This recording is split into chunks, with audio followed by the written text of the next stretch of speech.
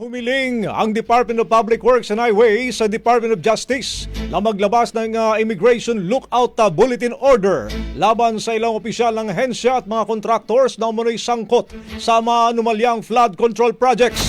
Sa ilalim na ipinadala ni DPWH Secretary Vince Dizon kay DOJ Secretary Jesus Crispin Remulla, binigyang diin mga kabrigada na mahalaga ang agarang paglalabas ng ILBO upang hindi makalabas ng bansa ang mga inimbestigahan habang nagpapatuloy ang kaso. Kasabay nito, hiniling din ng DPWH na agad na ipagbigay alam ng Bureau of Immigration sa kanila at iba pang law enforcement agencies ang anumang pagtatangka ng mga personalidad na bumiyahe palabas ng bansa. Kasama sa listahan ng mag-asawang si Sara at Pacifico Discaya, may-ari ng Alpha and Omega General Contractor and Development Corporation, ganon din na may-ari ng Wawa Builders na si Mark Alan Arevalo. Samantala, agad din natatalima ang Bureau of Immigration sa hiling naman ng DPWH. Ayon pa kay Immigration Commissioner Joel Anthony Biado, mayroon na silang internal agreement na bantayan ang mga nasa listahan na isinumite ng DOJ. Paliwanag naman ni BI spokesperson Dana Sandoval, papayagan pa ring makalabas ng bansa ang mga nasa ilalim ng ILBO at babantayan lamang ang kanilang movement. Haharangin lang ang mga ito oras na may inisyong hold departure order or arrest warrant laban sa kanila. Nirevoke na ng Philippine Contractors Accreditation Board o PICAB ang lisensya ng ilang construction companies na niugnay sa pamilya Discaya. Kasunod po ito ng ginawang pag-amin ni Sara Discaya na nakikilahok ang mga ito sa sabay-sabay na bidding. Sa resolusyon ng PICAB mga kabrigada, 9 na mga kumpanya or kontratista ang tinanggalan nila ng lisensya. Kabilang na rito ang St. Gerard Construction, General Contractor and Development Corporation, Alpha and Omega General Contractor and Development Corporation at St. Timothy Construction Corporation.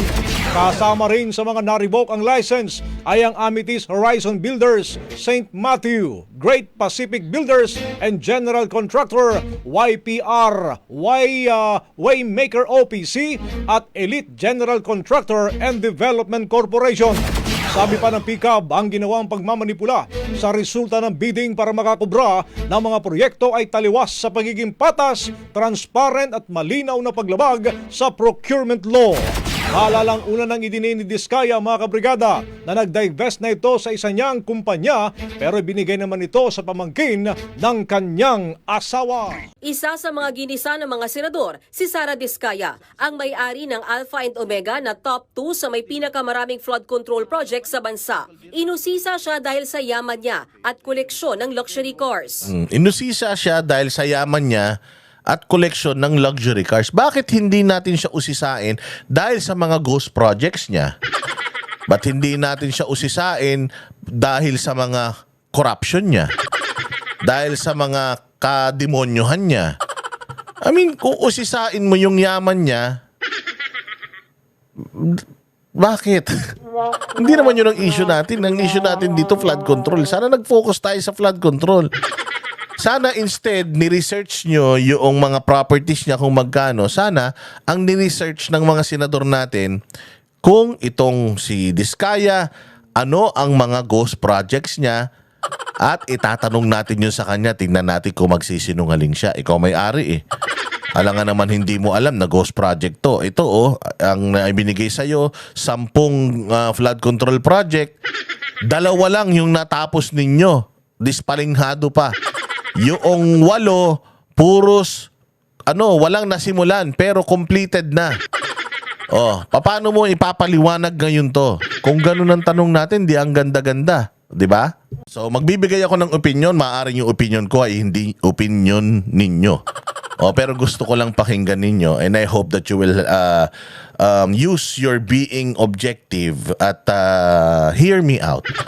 Okay? Kasi para sa akin, okay, in totality, I am not satisfied, I am not happy, and I am I'm a bit disappointed dito sa mga dito sa nangyari na to.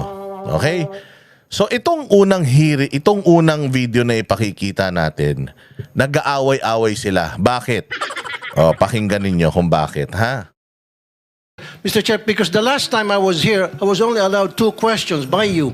And yet, mga kasamahan ko rito, bilang respeto sa mga kasamahan ko, they were allowed na 1 to sawa. Dapat maging fair ka, Mr. Chair. Oh, nagagalit. Si Senator Raffy Tulfo. Nagagalit si Senator Raffy. Kasi mukhang tinitipid daw yata siya sa oras. Ayan na nga ang sinasabi ko. Oo. The last time na nag-vlog tayo, ang pinag-usapan natin, binabanatan nitong kanyang Kuya Ben, itong committee hearing na ito. Na within the functions naman ng Blue Ribbon Committee. Sabi nga niya, grandstanding lang yan, nagpapa-epal lang yung mga yan. Wala naman silang capacity to file cases. They can only, ang tawag dyan, they can only recommend. It's the ombudsman ang meron talagang kapangyarihan and so on and so on. So binabanatan niya itong committee hearing na ito. And ito naman ngayon, yung kapatid, nagagalit. Dahil bitin na bitin daw yung oras niya. Walang hiya. Medyo conflicting talaga tong mga magkakapatid na to. Kasi yung kuya parang sinasabi walang kwenta tong hearing na to.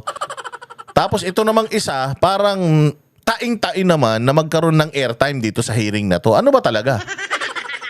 Make up your minds, Tulfo Brothers. Itutuloy ba tong hearing na to dahil puro ano lang naman daw to?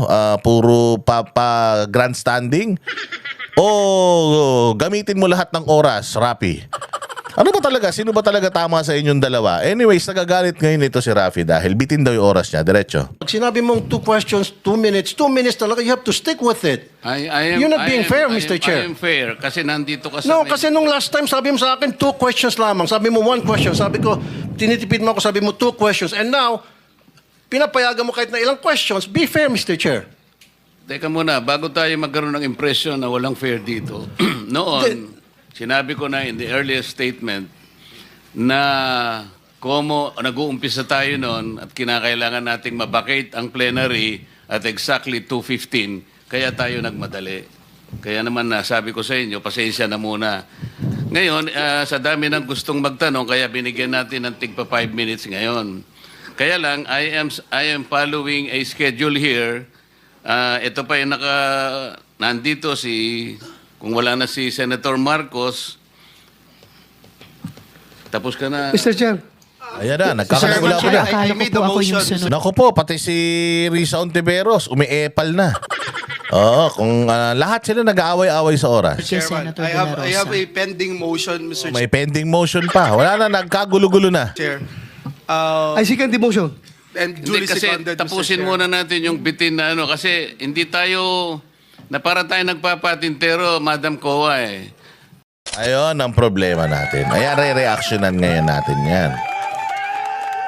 Re-reactionan natin ngayon ito. Ano ang nakita nyong mali dito sa hearing na ito? Everybody is cramming. Everyone is cramming. Everyone is only given 5 minutes to interpolate, interrogate, or however you wanna call it. Oo nga, 5 minutes lang. Oo, 5 minutes. Which is para sa akin, kulang na kulang talaga para gisahin mo yung isang tao. Umiinit ka pa lang, wala ka ng oras.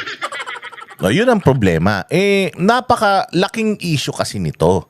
Super laki nitong issue na to. Kaya nga nung sinasabi ni Ben Tulfo na wag na yan. Pasa na lang natin sa ombudsman yan para magkaroon ng aksyon. Maganda din naman yun. Kaya lang, maganda rin naman na yung mga Pilipino may natututunan lalong-lalo na dito. Dahil pera ng taong bayan na to at sinasabi ko nga, this is just the tip of the iceberg. Aside from this flood control issue, marami pa pong projects na binibid itong mga punyemas na mga contractor na ito.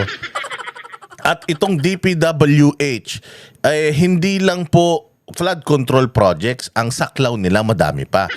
And etong mga contractors na ito, nakikikontrata din doon sa mga hindi naman nila saklaw. Kumbaga construction firm sila pero nagkokontrata sila sa Department of Education, laptop nagkokontrata din sila sa mga health care ano natin, yung mga equipment, ganyan. Yung mga consumables. Oo, nagbibid din sila sa DOH. At sa lahat ng mga ahensya ng gobyerno that they want to put their hands on sa pera ng taong bayan, nagbibid ang mga punyeta na yan. So this is really a big issue na gustong-gusto nating marinig. Kaya sabi nga natin kay Ben Tulfo, huwag ka nang ngayipal muna. Pabayaan mo muna marinig namin to at malaman namin ano ba yung mga hocus-pocus. Although, malinaw naman na, pero mas maganda na itong mga senador, magisa talaga itong mga involved na mga tao dito.